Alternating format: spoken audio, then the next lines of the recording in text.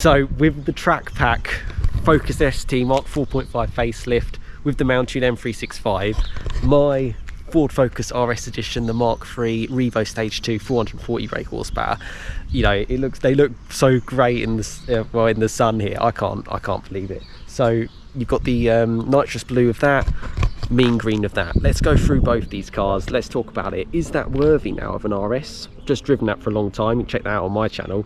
It's an unbelievable car. Or is that still the king? Is that the last one that you're really going to get? Let's talk about them. Let's go through that. So they look so great side by side, and it's literally like, yeah, it's so great to have them both here. You've got obviously the mean green, you got the facelift, you got the facelift grille, the modern looks, 2023 car. This being obviously the Mountune M365, which absolutely flies. It brings it up to RS level. Now, stock RSs, you're looking at 350 horsepower anyway, so it's up to that level. This is front wheel drive, that's four wheel drive. Maybe hot hatches are more for the front wheel drive feel. I mean, I had so much fun in this, and one of the big things, I mean, there's so much I can talk about this car. You've got these tyres, the P0 Corsas, which are so super sticky, but the brakes are huge. They make these look absolutely tiny. It looks like they have barely even got the Brembo discs at all. The size of the caliper difference is so much different. Lightweight forged wheels, these are also lightweight to be fair, so it's got that. The colours look good. You can actually see the gloss black stuff now more on the track pack, which kind of is a little bit like my RS edition, which is super cool. Mine does have Mountune bonnet vents, but yeah, kind of a homage to like older RSs like the Mark 2, which kind of does make it more aggressive, but without that they look quite similar. I suppose the aggressive nature of like the splitter at the front is a bit more full on. You know, that kind of can improve things. You've got the RS badge as well. Modern looks look great in that. I mean, how cool do they both look in the sun here? It just looks so amazing. It's yeah, I'm kind of speechless a bit. If we check them out, so we check out a little bit more of, say, inside mine. The one thing with the RSs is you do get that little bit more quality in terms of, I mean, saying this from a Ford, with the Recaro shell buckets, they are proper full on. I love the Ford Performance seats in that, but that's a huge thing.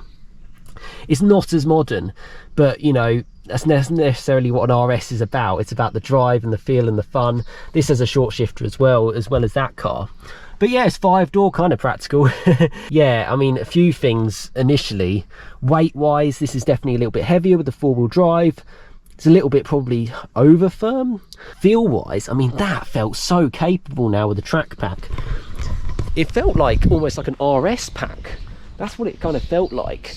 But the big thing was obviously the increase in power and torque. You know, these both have the same 2.3 litre EcoBoost engine, so you know, they both have the same kind of potential of power output, which is super cool.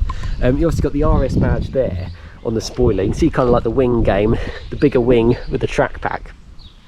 Both have kind of like the Ford's kind of twin exhausts. Mine are very dirty, but they're Miltech pipes shown there with the RS badge and the stance there. Oh, it looks good. And then we go on to the 4.5 facelift with the Mountune exhaust, a bit more chromy, but again, it's the twin pipes, and you know, the black diffuser as well. That's got a bit more sort of like aero going on with it. I think underneath the cars, I've seen underneath this, it's got a few more grooves to kind of help with airflow. Slightly less on this car. Tinted lights, gloss black. It's so cool. But yeah, coming into this car, it's a different world. It's a different game, different ball game here. First of all, you still get these door edge projectors. I know it's sort of like a minimal thing, but you get it on mine. Why don't all cars have that? It's so good. I like how it's got Mountune mats, but we'll forget about that. The short shifter as well. I mean, it's a different ball game in here. These are sort of like, they're more comfortable buckets. That's the best way to put it. Steering wheel is probably a little bit more squidgy, I suppose, a little bit softer, a little bit fatter rimmed. But I found it all right. The tech is huge. The screen is huge. That makes a massive difference in this car. Really big difference. The short shifter is great. It's part of the track pack and part of this owner's mods as well, which I'll list in the description for the M365 kit. Super cool place. But yeah, how did I find it? How did I find the kind of like drive of this car? And would I kind of sort of say, you know, is it RS worthy? Well, yeah, specifically talking about these two cars, bear in mind the RS edition is kind of as good as you can get.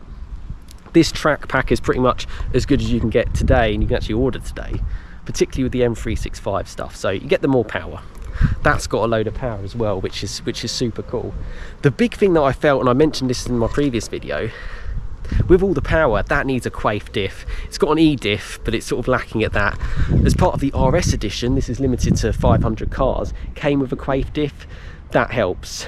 I actually did feel that felt a bit more stable at times as well. Maybe because that's 440 horsepower, I don't know. To kind of like think about it, I would say I'd be happy to call that an RS. I really would. The time I've spent driving a previous track pack and previous Focus STs, and that one, you know, thanks to the owner for allowing me the chance to sort of try it on these roads, and you would have seen the video from it. Yes, you got to go for it. You know, you live once. They're not making these cars anymore. They're not going to make the combustion engine cars. So if you want to do it, do it. You know, get the power, get the noise. This sounds so good. I'll have to overlay some sounds at the end, yeah, on both cars. Looks wise, it's up to you. I mean, you can see how this is sort of like an older generation of car, and this is obviously a newer generation of car. The design's nice, the gloss black stuff is nice. The speed is like a proper sleeper. Really is a sleeper, this car. And I like, yeah, I just like the design. I think it's you wouldn't, if you didn't know, you wouldn't know. And I think that's slightly different from an RS, where if you know, you know, kind of thing. Where with this one, is it just kind of like a normal Focus? Maybe it could have a little bit more, but then it's not an RS, it's an ST. So you can't blame it for that. But it drives like it, and the suspension, which you can just about see there, is the one thing. The owner's got to take the sticker off because it looked like Ford didn't do that for him. The tyres, you know, you can get obviously Cup 2s on the RS, lightweight wheels, the bigger brakes, the performance. I mean, what a stunning car. And the black roof kind of makes it lower stance, similar to the RS.